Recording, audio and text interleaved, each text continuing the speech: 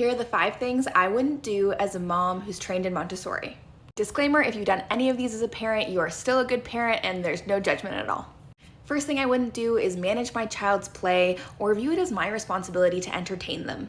It's my job as a parent to prepare an engaging environment for my child, but it's not my job to manage what they choose to engage with, whether that's at the park or at home.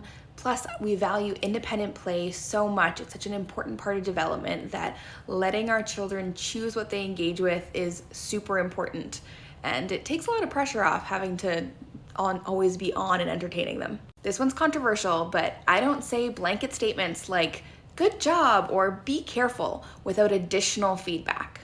For all the details, check out my highlight called Praise in Montessori, but the phrase "good job" just isn't descriptive enough. We want to highlight a child's efforts, not the results.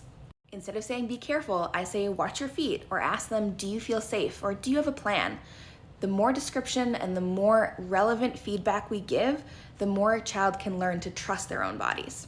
The third thing I didn't do as a Montessori mom is use a crib, ever. My son transitioned to a floor bed at around 7 months old, first for naps and then overnight sleeps, and he's been in that ever since. I have a whole highlight on Montessori floor bed, check that out, but we love them. The fourth thing I don't do as a Montessori mom is interrupt. Whether he's squishing a blueberry like he is here or picking lint off the carpet, if he is focused, I do not interrupt him. A child's concentration is so fragile that a question, praise, or even a look can distract them from it.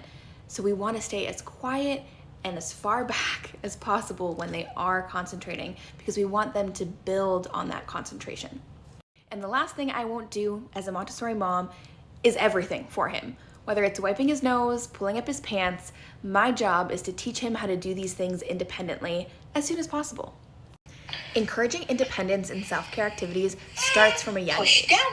Check out my highlight on self-care to learn how to teach your child to wipe their nose, wash their hands, and start independent dressing, all critical skills that can be started really early on. Last reminder, you are all great parents. Follow to learn more and comment if you have any questions.